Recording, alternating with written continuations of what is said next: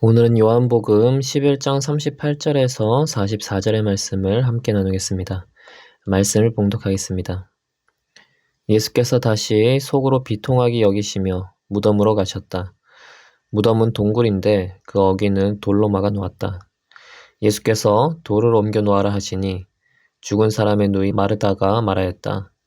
주님, 죽은 자가 나흘이나 되어서 벌써 냄새가 납니다. 예수께서 마르다에게 말씀하셨다. 내가 믿으면 하나님의 영광을 보게 되리라고 내가 내게 말하지 않았느냐.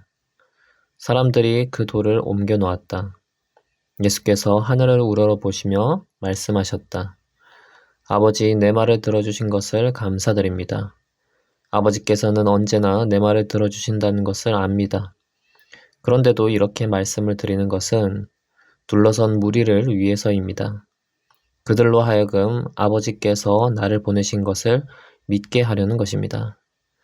이렇게 말씀하신 다음에 큰 소리로 나사로야 나오너라 하고 외치시니 죽었던 사람이 나왔다.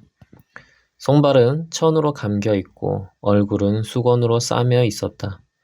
예수께서 그들에게 그를 풀어주어서 가게 하여라 하고 말씀하셨다. 아멘.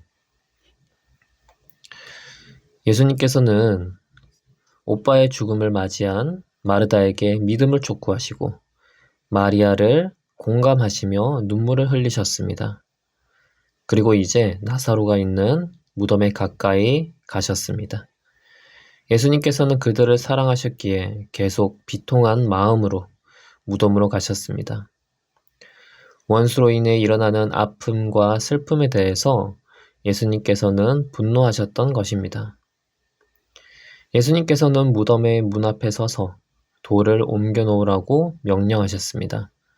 그때 마르다는 벌써 시체가 썩어서 냄새가 날 것이라고 대답했습니다.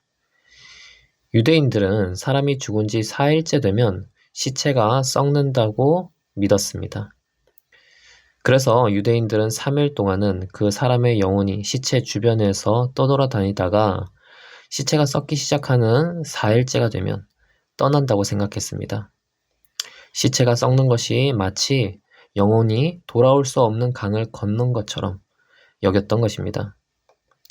그런데 예수님께서 무덤의 문을 열라고 하시니 마르다는 참으로 당황스러웠습니다.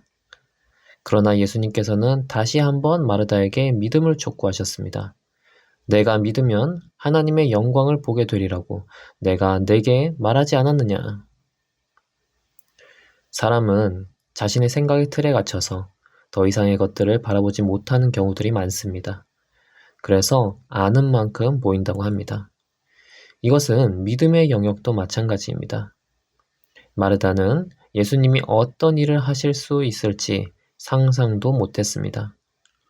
우리도 예수님께서 우리를 위해서 어떤 일까지 하실 수 있는지 상상도 못하는 경우들이 너무나 많습니다.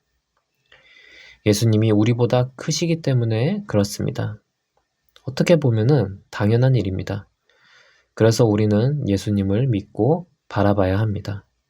주님이 하시는 일을 기다리고 바라봐야만 후에 주님께서 이런 일까지 하심을 깨닫고 믿음이 성장하는 일들이 생깁니다. 예수님께서는 나사로를 살리시기 전에 먼저 하나님께 기도를 했습니다. 예수님의 기도는 인상 깊었습니다. 먼저 하나님이 기도를 들어주심에 대해서 감사를 드리셨습니다. 우리의 기도는 하나님께서 놓치지 않고 다 들으십니다. 말로 하지 않고 마음으로 하는 기도마저 주님께서는 다 들으십니다. 예수님은 이것을 아셨지만 사람들이 보는 앞에서 사람들이 들리도록 기도하셨습니다. 그 이유는 사람들을 위해서입니다. 사람들은 기도하는 자의 기도를 육성으로 들어야 어떤 기도를 했는지 알기 때문입니다. 그리고 그 기도가 후에 어떻게 이루어지는지 현실에서 보게 됩니다. 그래서 사람들이 하나님의 일에 대해 듣고 깨닫고 변화되기 위해서는 사람들이 들을 수 있도록 기도해야 하는 것입니다. 어린 아이들에게 기도를 가르칠 때도 마찬가지입니다. 기도를 어떻게 하는지 들려줘야지 기도를 어떻게 하는지 배우게 됩니다. 그리고 그 기도가 실제 삶에서 어떻게 실현되는지를 보게 됩니다. 예수님께서 사람들이 다 듣도록 기도하신 이유도 같습니다. 예수님의 기도와 나사로를 살리는 이 사건을 통해서 예수님께서는 사람들에게 깨닫도록 하시고자 하는 것이 있었습니다. 가장 큰 것은 예수님이 하나님이 보내신 그리스도라는 것이었습니다. 하나님께서 보내셨기 때문에 예수님의 기도에 응답이 이루어지는 것입니다.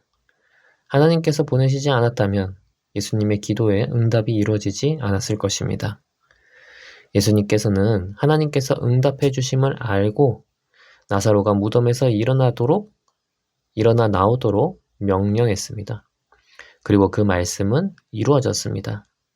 이 사건은 요한복음에서 보여주는 7번째 표징입니다. 첫 번째 표징은 가나 혼인잔치에서 물을 포도주로 변화시킨 사건이고, 두 번째 표징은 아주 멀리 있는 왕의 신하의 아들을 명령만으로 고치신 사건이며, 세 번째 표징은 38년 된 중풍병자를 고치신 사건입니다. 그리고 네 번째 표징은 오병이어 사건이며, 다섯 번째 표징은 물 위를 걸으신 사건이며, 여섯 번째 표징은 장님의 눈을 고쳐주신 사건입니다.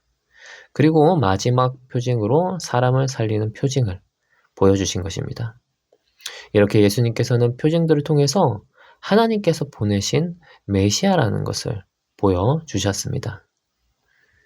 그 다음으로 예수님께서 이 사건을 통해 사람들에게 보여주시고자 하신 것은 그리스도로 인해서 영원한 생명을 얻게 된다는 사실이었습니다.